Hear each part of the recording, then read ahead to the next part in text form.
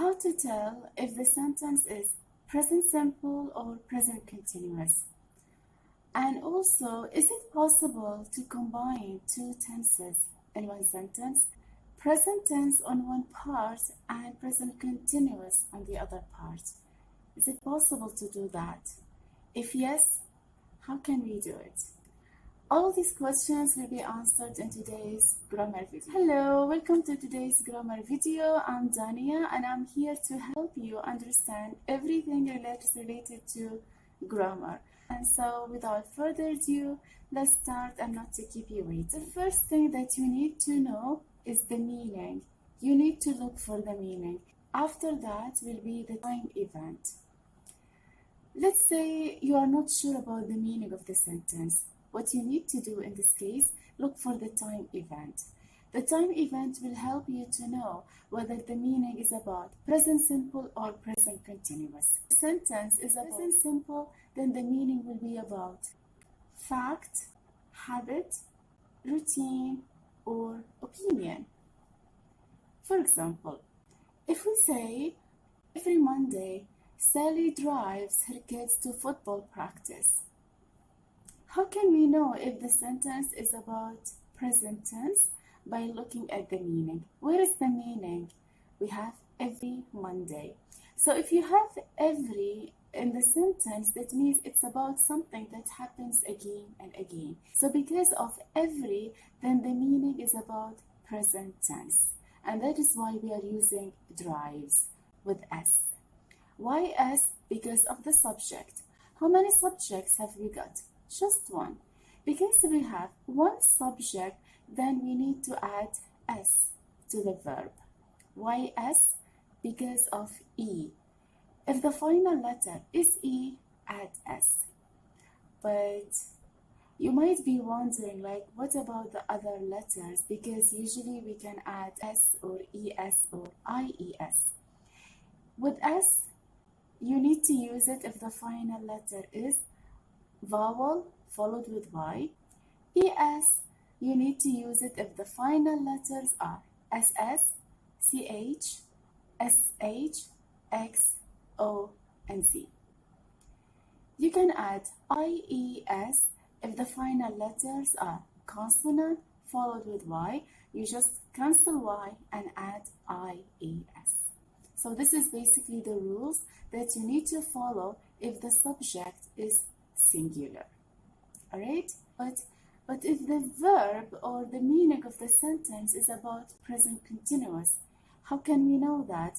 Present continuous is related to events that are happening for a short time, only a short time. What do I mean? For example, this week is just a short time, something that is happening in just 1 week. So this week can be a short time, and in this case we use ing. Maybe this month is also a short time. Today, something that is happening today. This evening, this afternoon, I am going to my class at 9 o'clock. So in this case, you are using ing because you are talking about something that is happening very soon at 9 o'clock. So this can be the near future, as we say. Or it can be about things that are related to this year, or maybe this summer, this winter, this spring. So present continuous is actually related to things that are happening for just a short period of time. This is the only thing. Alright? We want to combine present tense and present continuous together in one sentence. What you need to do, you can use but between them.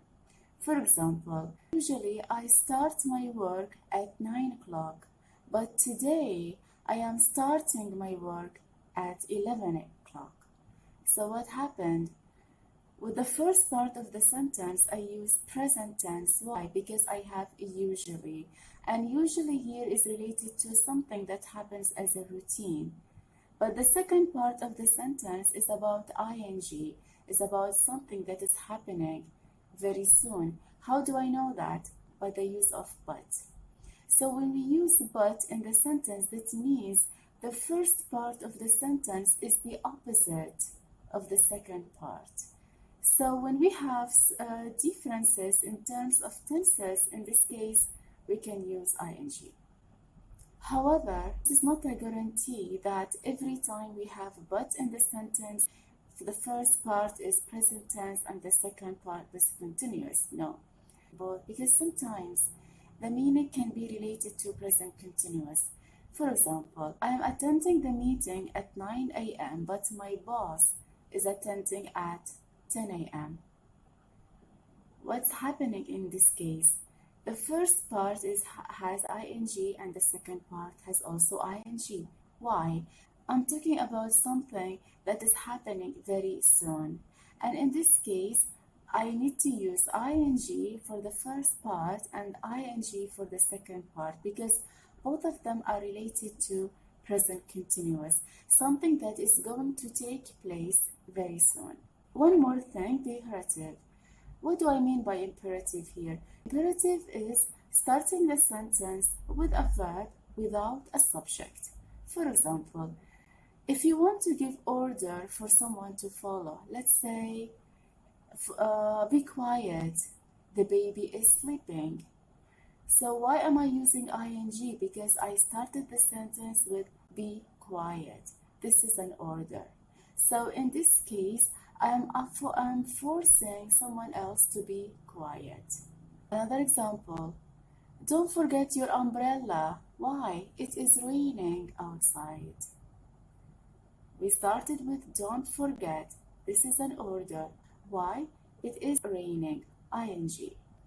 So this is how you can use present tense and present continuous. I really hope this explanation makes it easy for you to understand the differences between present tense and present continuous and how to use both of them in one sentence.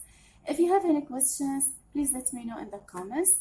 And if you are new to the channel and haven't subscribed yet, please subscribe to not miss any of my upcoming videos. Be sure to like the video and share it with your friends, colleagues, classmates, and basically help me to grow, alright? So yeah, this is all. I'll see you on the next video and I wish you a happy day. Bye!